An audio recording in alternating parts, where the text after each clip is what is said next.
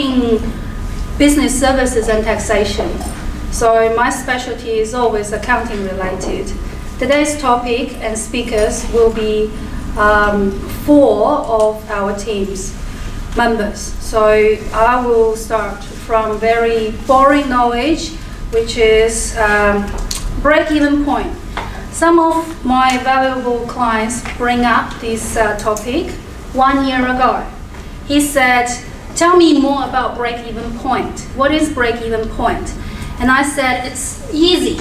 Break-even point is when you don't make a profit and you don't make a loss. So that's break-even. Let's do that. Hopefully that works. Okay. Can everybody see it all right? Yes? Wonderful.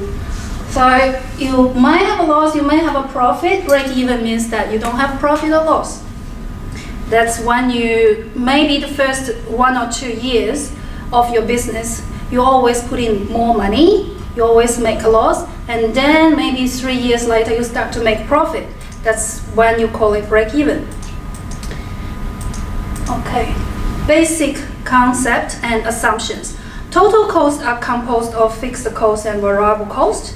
So fixed cost is that things don't change much, like your rent, your utilities, some hiring expense, some management salaries, some admin salaries, they're always being there. Variable cost means that the costs that incurred as you build the project related directly to the project, material labors. I customize this topic to building and construction topic because industries are very different, and then buildings and instructions with the bigger project that have longer terms to turnover would be very different to use this concept, and very valuable too. So variable cost in building and constructions, basically you can imagine is if there's a project, you will outsource your contractors, your laborers and materials. They are the direct cost and variables. So if your project is bigger, these kind of costs will be directly increased. Revenue and cost and can be charted as a linear function, which means that I'll show you later on with a graphic. Selling price per unit, variable cost per unit, and fixed costs are all known and constant. I know it is a bit hard to analyze per unit by our project in industry of building and construction, but when we break it down, you will see it's actually making sense. The time value of money is ignored. We don't want to make things more complex, but do bear in mind in the market, the longer the project it is, the money is less valuable than before. So you want to get the money in your hand as soon as possible to save that part of the inflation cost. Right, next one, the basic formula. Operating profit equals to the revenue minus variable cost minus fixed cost. That's it. Of course, after the operating profit, there will be tax. Of course, we don't want to consider that too much, too complex. I just want things to be straightforward. Anybody has problem with that? Revenue minus variable cost and fixed cost equals to profit? No? Good, wonderful. So total revenue equals to selling price times quantity of units sold, right? And say, for example, I just bring in a very straightforward example like Eric, our camera person. He likes coffee. He has 4 coffees a day. So he will spend maybe 4 times 4, $16. So that's 4 times 4 is the revenue for that cafe contributed by Eric. Variable cost per unit times quantity of units sold. So say in a cup of coffee, you have the cup, you have coffee, you have water, you have a little bit labor unit. So the variable cost per unit times the quantity of the units sold. For that part of the variable cost times 4 is the cost for selling those coffee to Eric. Right? Next, break-even analysis. we can do the analysis in 3 ways: graphical analysis, equation, and contribution margin. Contribution margin we'll talk about a bit more. So graphic, this is the graphic I'm talking about. Good, you can see the mouse here. Okay. So the green line is the total revenue.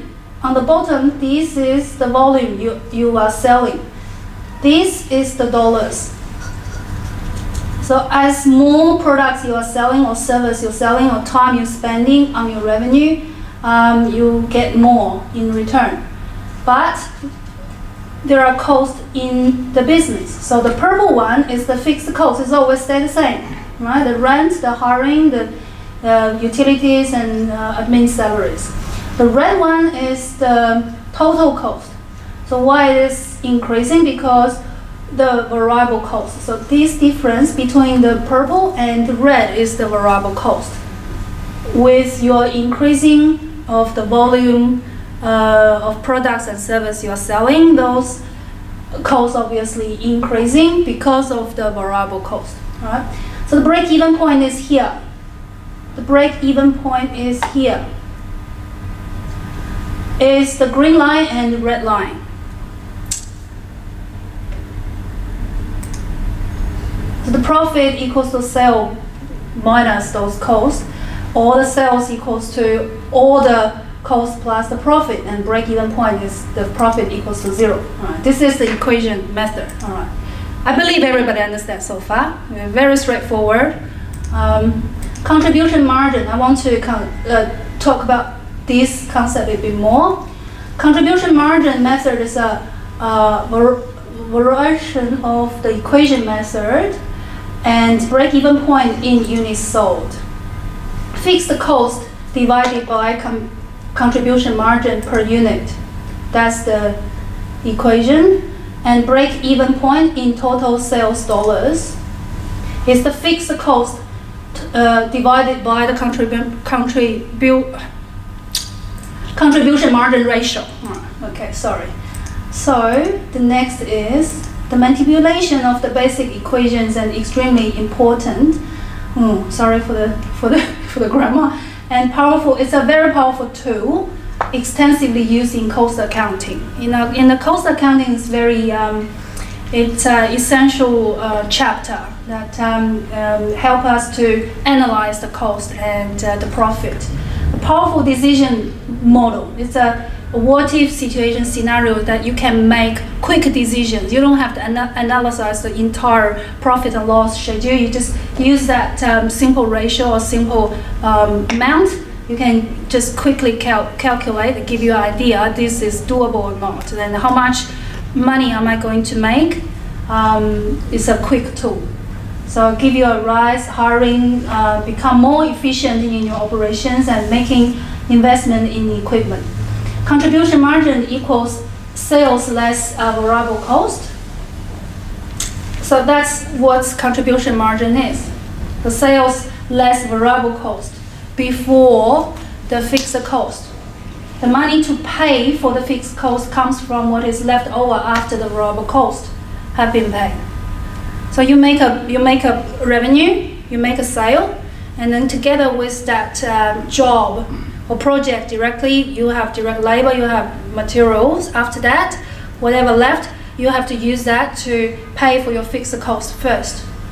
So whatever in between is the contribution margin. Contribution means that whatever in that specific job, you contribute to your fixed cost. So the money to pay for the fixed cost comes from what is left over after the variable costs have been paid. Contribution margin per unit equals to unit selling price less variable cost per unit. Nobody sleep yet? Sam? So good. Okay, wonderful. Right, we continue that. It's more formula. Ratio is divided by selling price, and unit sold is times unit, is per unit. So this is very simple. I don't want to go through it very in much details. So I want to go through some examples. They are the real life examples of one of my clients. So I'm just saying that's my building company. Say that I have two projects, project A, project B, and the total revenue I made is $202 million. So project A is 643,000 and project B is 1.5. So add up to my sales. I have material, labor, and it's all separated by different project. Contribution margin is sales minus material and labor. So I put it there. So as you can see, project A gives 25,000, project B gives 555,000. So less the fixed cost is that. Fixed cost in this real life example is $186,000, and I want to pay for myself 80 grand. So after that, I would have profit before the tax is $314,000 for that. But it comes as the total of project A and B. I'm doing here, I want to divide it by, I use the fixed cost divided by the contribution margin. If you can see this, 186 divide, this is that amount divided by 25. So it's here. What does that mean? What does that mean? Can anybody give me an idea? What's that 7.44 mean? Why do I do that calculation? Please. How many times you cover your fixed costs? Yep.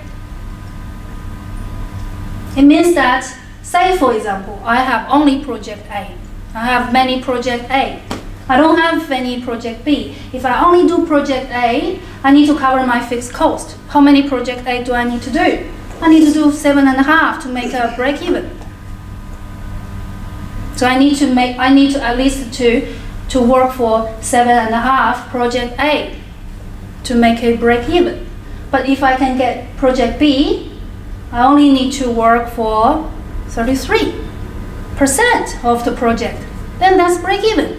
I can pretty much spread it out for maybe 2 years to do one project to keep me profitable. Can I ask you a question? Yes. Why was Project A even considered? Why was Project A was even considered? Yeah. Because of the market and the builder's capacity. You always want a Project B, I know. Of course, if you can get Project B, Project C, everybody's margin is so good, why would you do Project A? Because you can't get Project C. But to do both of them, Project A still contribute. So you still want to,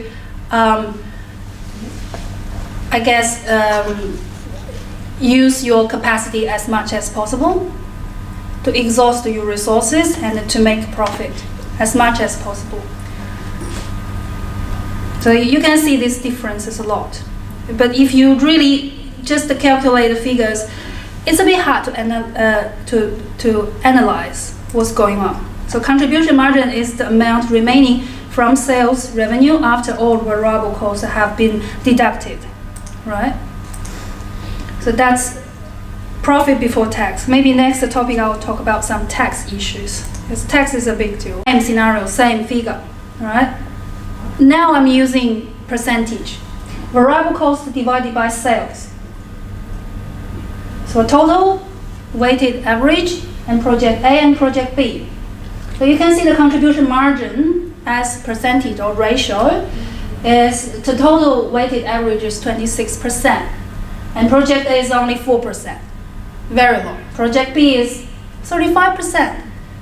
It's not as high as you think from the dollar value, and you think, oh, it's probably 70%. No, it's 35%.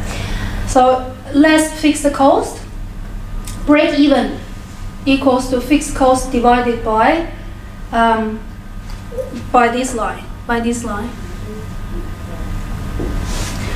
So another way we talk about, remember the slides before, 7.5. So this is pretty much 7.5 project. I make that much revenue. to be able to break even. So when you see, oh, I made 4.5 million revenue this year, or the other guy say, oh, I made 500,000 this year, but you both actually make the same profit. Doesn't mean that you get back the revenue as much as possible and then you are whatever, very profitable. It's not very directly related. So you can see how much effort people will put into 4.5 million, how much effort people put into just 500,000 to make the same result. So how much money do I have to bring in to cover my basic operating expense? Give you a shocking idea and impression, I know.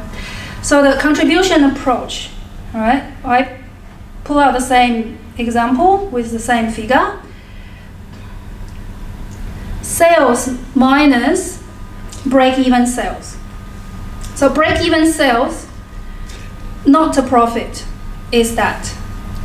Profit is total sales minus break-even sales times contribution margin. So bear in mind when you say, okay, I made some money, I made some margin, but actually that's not the profit you make because you have to use that margin to pay the fixed cost. So when you analyze, okay, I have a project, this revenue give me $1 million, $500,000 I paid material and labor. I made myself money $500,000 after that. No, because you have rental, you have utilities and all that. So you have to remember that. Not every dollar you earn above the break-even sale are profit. In that dollar, 74% only in this example is paid for the variable cost, which goes up with your sales. So the next project you are making, say another $1 million, and you make another margin of $500,000. That $500,000 is also contributing to the fixed cost. So not every margin you're making belongs to you. The contribution approach, again, I'm using the same example again. Everything is the same here. How much money do I have to what? Sorry. I think this is the repeating. I'm sorry for that. Okay, what if? Here you go. Simple tool to know how much you need to make a profit. Remember, if you say, oh, I want to see if I increase the margin by 5%, what's the result does it give to me? If I cut overhead by 5%, what's the result it gives to me? Do you need to pull out the whole financial report and profit and loss? You actually don't. If you have this tool, you know the percentage. You just, you know your margin is that. This is in the assumption, right? And everything you know, the figures you know. So you increase the margin by 5%. Where does this come from? Increase the margin by 5%. Maybe you can save some money from your cost and material. You discovered a new material in China. So you calculated, okay, this can save me my margin by 5%. Or you get all sorts all of a sudden from overseas can save you 5%. So that's, okay, you get this idea 5%, but then what is the direct result of that changes? You don't have to go through the profit and loss and minus and times, all that troubles. You just use that simple tool. So 26%, that's what you know. Increase by 5% and use that equation. Break even equals to fixed cost divided by that. You know your fixed cost, you know that, that's all you need. Use that divided by that is this. So you know if I make 600,000 revenue, I break even. So you get a project, you know that the discounted material and labor is there, and that revenue, that project you had just won is more than $600, 600 grand, then you know you're making profit. As that simple. Very simple. Agreed? Okay, good. And maybe next time when you say, okay, I can cut my overhead by 5%. How do you know this can happen? Oh, okay, because I overpaid one of my staff. Really only use the time to go out, have coffee like Eric, and have 4 coffees a day. And okay, I had enough with you, Eric. I don't want you anymore, bring in Vicky, right? Vicky doesn't have coffee, Vicky only have tea, right? So it's good. I can reduce my overhead by 5%.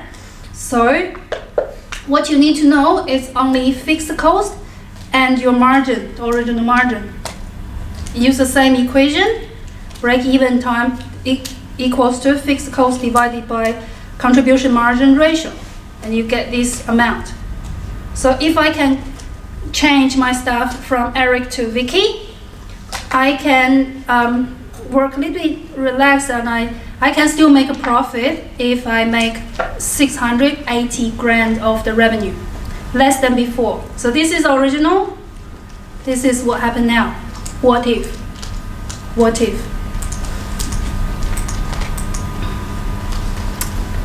Again, what if?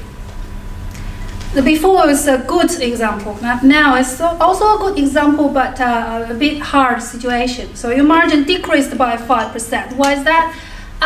Because the salary increased, and inflation increased. So everybody is asking for a pay rise. My contractors just renewed the job, and I have to pay a little bit more. They asked me to pay more. Or the freight from China, I just forget about it, and now they increase it. So what you need to know is only, again, this percentage and your fixed cost. Use the same equation, use that figure, 186,000 fixed cost divided by the margin ratio, and you get that figure. So all of a sudden, you realize, okay, I have to make more revenue. How much more revenue?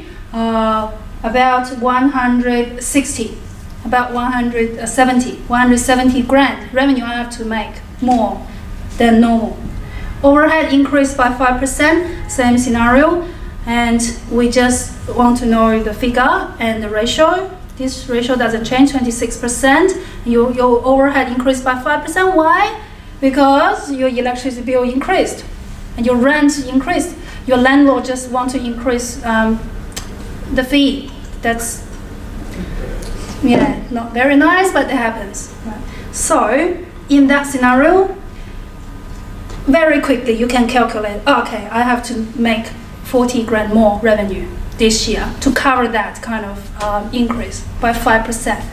Very quick, just that. Some thought, okay? Almost the end.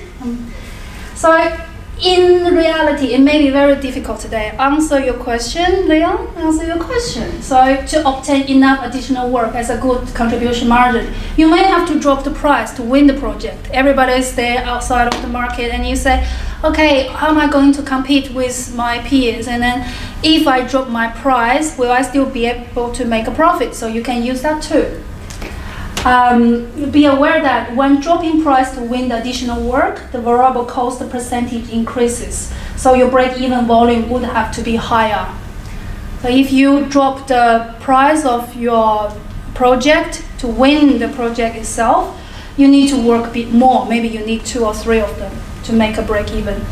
The real key is to operate above your true break-even point, achieving profitability to ensure that your contribution to overhead is significant enough to hold in additional work without total disrupting your business model and cost structure. You don't want to change too much, but what is your true break-even point? It's very important because you rely on this percentage or amount to calculate to get your decision right. So maybe you want to discuss with your accountant. Maybe you want to review your financials and see if I get my direct cost right. Did I classify my cost correctly enough to get that true break-even point? Because that's where the equation comes from. So some of the costs you might classify it as overhead, actually not. It goes up with your project revenue. Some of the costs you put it into direct labor, actually it's not. It's always there. So be careful of that. And maybe that won't be very relevant when your revenue is or the project's not too big, but when your project is more than 10 million or something like that, it's the margin difference is 1 or 2%, it will make a lot of difference and affect your decision making. If you have an overhead of, say, 20,000 in personal benefit extras or niceties, you have a 20% contribution to overhead rate, it means that your break-even point is 100,000 more than it should be. You think, okay, I just want to have a nicer table. I want to have, much better chairs. Okay, it's all nice, and I just want to have Eric anyhow, to pay him a little bit more. Just like his personality, he make me laugh. You think that's 20,000? That's all you cover? No, you're so naive. Because actually, you need to make 100,000 more to keep Eric making you laugh in your revenue. That's how much you need to put in your effort. You have to be realistic. You maybe want a nice leaf tea. You maybe want a nice lunch. All of them add up together. 20,000 is not really too much. It's not too much. But then it means that you have to make 100,000 more. It's a lot more than you understand. So if this part of the expense can bring you 100,000 more sales, it's break even. That's all right. Eric make me laugh. I work more efficiently, and I can bring in more revenue, 100,000 more. That's okay. I'll keep him here.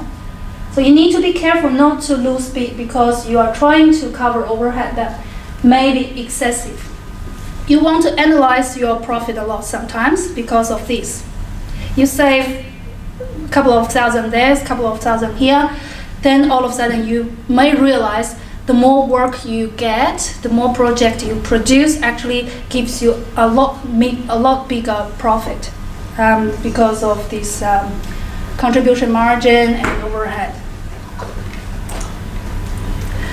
Overhead so far sounds like a bit scary concept, but actually it's not always a bad thing. Say, for example, accounting is overhead, as you may realize, but it's actually a nice thing. They can assist you with eliminating waste in the business, bring you overhead down. Better forecasting might also mean better decision will be made that impact on profitability. So sometimes your accountant may come to you and say, what is this? What is this legal fee? Why you spend this money? Did you negotiate with your landlord and then he just increased the rent and you just accept it? So when he brought up this kind of question, he's helping you. Because overhead, as you can see, 20 is not 20. It means 100 in your revenue. Estimating. In construction and building, maybe they can find more margin in the same job by locating savings in the product mix. Maybe your margin aren't as accurate as they should be, and you are losing margin unexpectedly. So in this case, maybe next topic, when Alistair is talking about his specialty, he may be able to help you to understand this part a bit better. That's it. Thank you. Do you have any question?